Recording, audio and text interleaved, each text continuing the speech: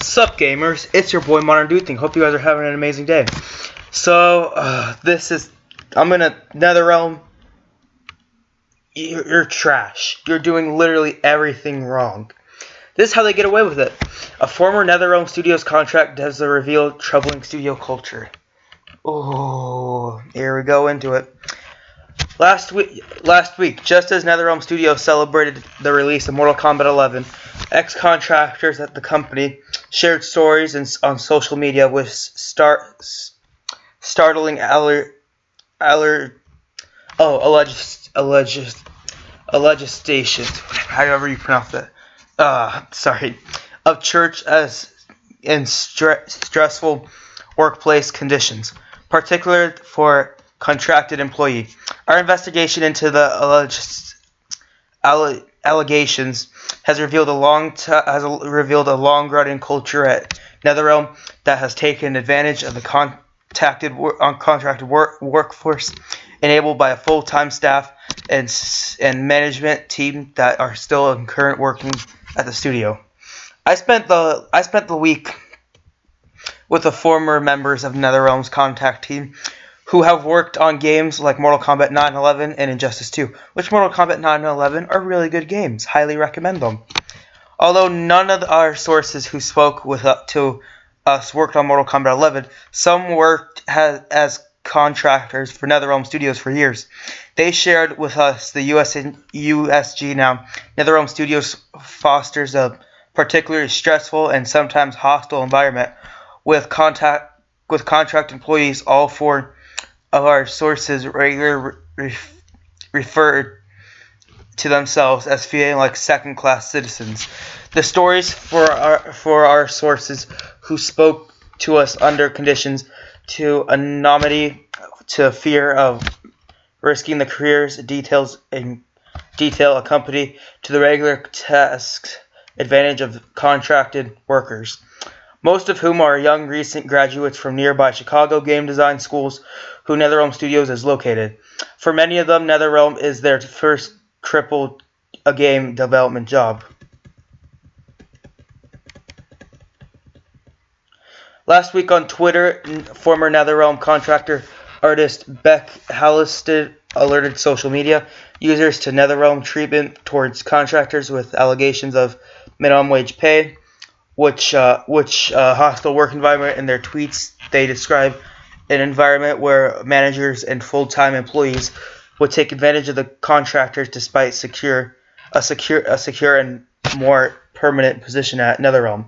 PC Gamer similarly reported that on the brutal church many employees at Neatherrealm dealt with in the wake of the tweets. Both of the contractors and full-time employees, however, that they revealed the investigation is a story and studio that regularly undervalued its contracted workers.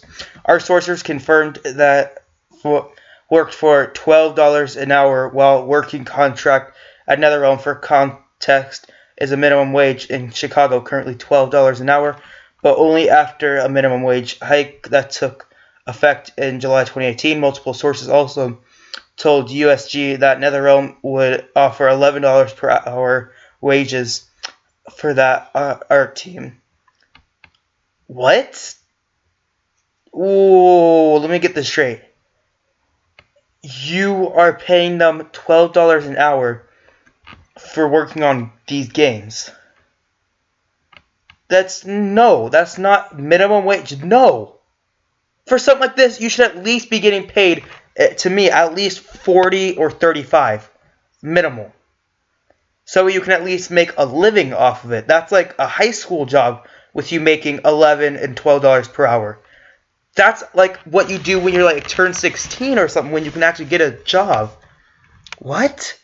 I can share that everything Beck instead, I don't know how to pronounce that, has said it's absolutely true, said another anonymous source who contracted at Neatherrealm. Ed Boone, creative director at Neatherrealm Studios, kind of brags, "I don't even fire my full-time employees," but two sources feel the statement is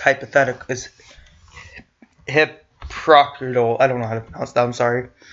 Boone would claim to be fortunate to never be forced to lay off people, but ended contracts of dozens of people on a regular basis due to the system. Despite that, said one former contractor, people never get hired. Another said bluntly, LinkedIn currently lists a little over 200 employees as working at Neatherrealm, but because the studio hasn't released any internal data, it's difficult to parse who is full-time versus who is contractor. Here, let me go down a little bit more. It was the first time any of us were working on a triple game, said a former contractor. Here, just a second, let me go down a little bit more. Who spoke with USG. We all had hopes of getting hired after the contract were up, said another former contractor. Spoilers, none of us got hired immediately after the contracts were up. Ooh. Status reportedly dangled in front of a young, hungry developer's leads would tell contractors of the opening Neatherrealm is in the near future and would keep working. You're doing great. For some reason, okay, here we go. Yep, this is Neatherrealm right here, and this is them punching their employees. So they just don't care. What the heck did I do?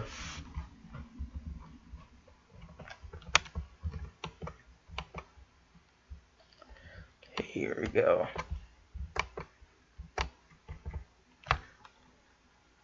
A big part of Neatherrealm was able to get away with this.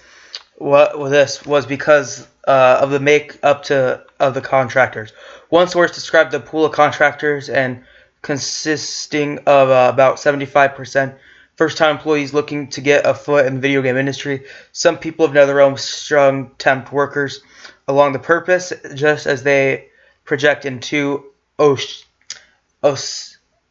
associates. I have had people break down because they could not keep up. Okay, so I would read this entire article, but I am actually running. This is really bad. I would read this entire article. Go to VCO. Go to usgamer.net to check out this full article for yourself. This is crazy. So basically, what they're telling me is that these workers who want to be in the video game industry, you're only paying them minimum wage. No. And these are people who want to make it. That's not enough to make a living on, especially in Chicago. That. What can you do? That's stupid. What are they thinking? You can't just pay them a minimum wage job. That is so stupid. And that they can't live off of that. Okay, imagine this. You're living in Chicago. Probably if not probably the most expensive place to live here in America. Why you're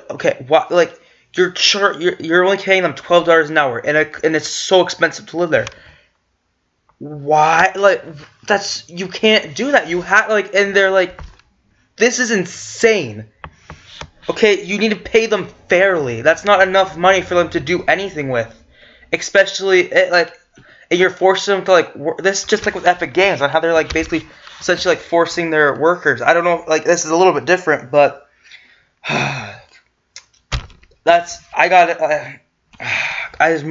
keep ranting on and on, but it's gonna get worse and worse the more I do it. My point won't make sense anymore. Thank you guys so much for watching. I hope you guys have a great rest of your day, and I'll talk to you later. Bye.